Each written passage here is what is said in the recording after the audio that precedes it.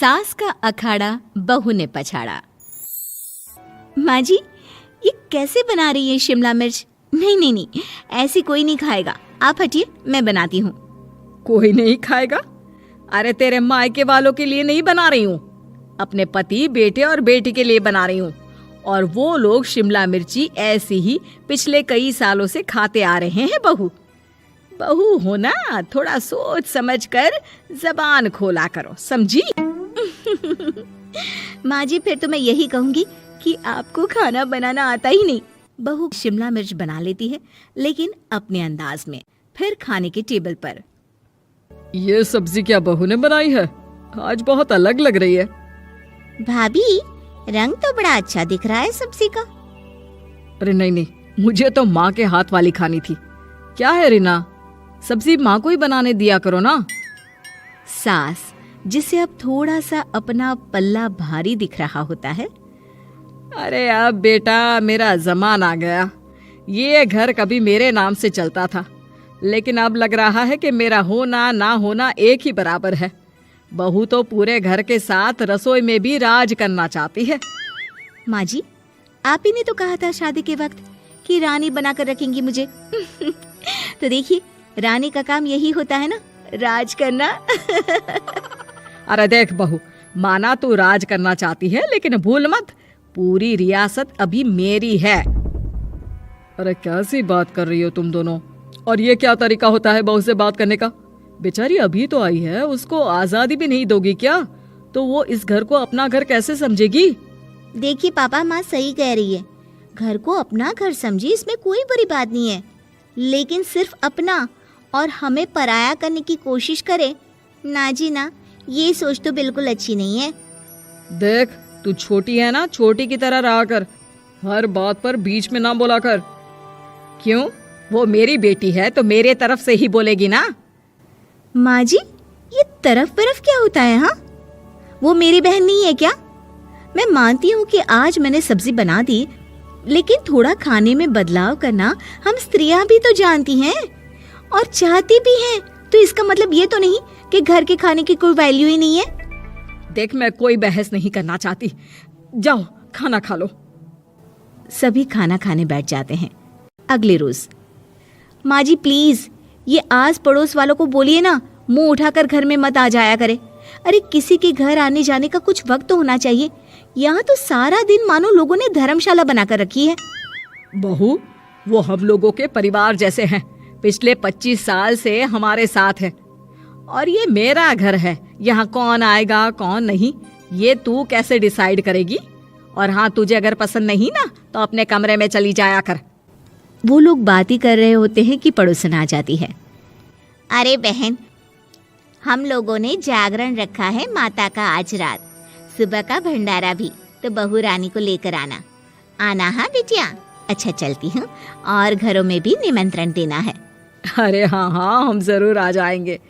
वैसे किस किस को बुला रही हूँ? वो तुम्हारी ननद और भाभी भी आ रहे हैं क्या? माँ, क्या आप इनके पूरे खानदान को जानती हैं? अरे भाभी ने ही तो मेरी ननद की शादी की पूरी तैयारियां कराई थी, और मेरे मायके में भी पापा की मौत के बाद वहाँ रहकर इन्होंने ही मुझे संभाला था। इतना तो कोई किसी के लिए नहीं करता। अच्छा, मैं ना फल दे जाऊंगी, काट देना भाभी, मैं दूसरे काम पूरे कर लूंगी। मेरी तो तबीयत खराब है माँ जी, आप ही काट देना सारे फल। मैं रात का खाना भिजवा दूंगी, परेशान ना होना। हाँ? अरे नहीं नहीं, हम लोग बना लेंगे, 4 लोगों का खाना तो बनाना है। अरे नहीं नहीं, आप फल पर लग जाओगी, और बहू की तबीयत भी ठीक नहीं, खाना मैं ही भिजवा दूंगी। पड़ोसन चली जाती है और सास बहू की तरफ देखती है। देखा, जिसे तू धर्मशाला बोल रही थी वो कितने अपने हैं।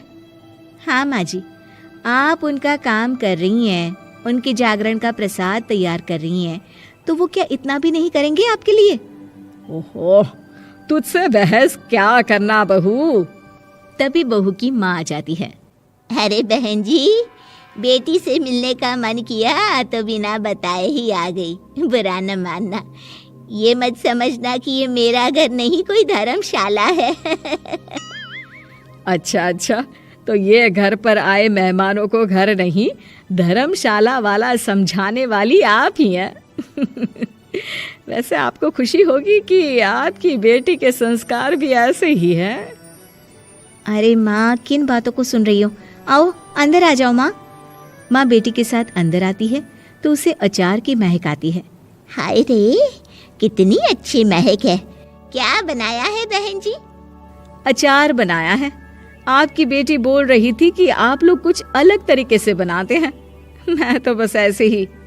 हम लोगों के घर पर तो अचार टिकता ही नहीं है। अरे आता ही किसे है अचार बनाना? लेकिन जैसे ही बेटी माँ को कमरे में ले जाती है, क्या है माँ, क्यों आ गई यहाँ पर? बताकर तो आना चाहिए। अरे कैसी बात कर रही है बेटी? माँ को बेटी से मिलने का मन किया तो क्या माँ नहीं आ सकती? आ सकती है माँ, क्यों नहीं, लेकिन तू ना पूरा खेल बिगाड़ रही है। खेल? कैसा खेल बेटी?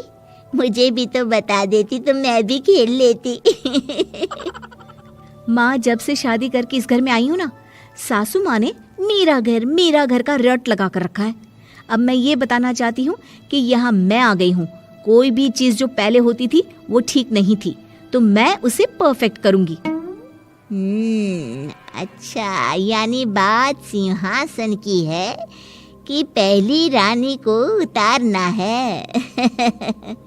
हाँ माँ, तुम्हें जो समझना है समझो, लेकिन बात तो यही है। पर बेटा वो... बेटी कुछ नहीं समझती और दरवाज़ा खोलकर बाहर चली जाती है। माँ, जो कि एक अच्छी औरत होती है, बेटी को समझाने की कोशिश तो करती है। बाहर सास के सामने माँ कहती है, अरे बहन जी, आप चलिए ना मेरे साथ मेरे घर, बहू का मायका भी देख लीजिए। अरे नहीं नहीं बहन जी, आप ही रुकिए हम लोगों के पास। शाम को जागरण है, वहाँ ले चलेंगे। उसी का प्रसाद तैयार कर रही हूँ। अच्छा, हमें भी तो सिखा दीजिए कैसे तैयार करते हैं। अरे कैसी बात कर रही हो माँ, कितने जागरण करवा चुकी हो तुम? देख बेटी, एक बात गांठ बांध ले, हर बेटी माँ के घर जो होता है वो देखती है, लेकिन सीखती वो सास के पास ही है। सास का संस्कार वो अपनी सास से सीखती है, जो वो अपनी बहू को देती है। तो बेटी, यहाँ के रीति रिवाज, रहन सहन, बोली भाषा अपनी है, जिसे तुझे ना सिर्फ फॉलो करना है बल्कि सीखना भी है। और जहाँ तक सवाल है पूरे घर की रानी बनने का, तो जब तक तेरी सास महारानी है, तू रानी ही तो रहेगी। क्यों बेटा? बहू माँ की बात समझ जाती है और सास भी बहू की माँ का मन ही मन शुक्रिया अदा करती है।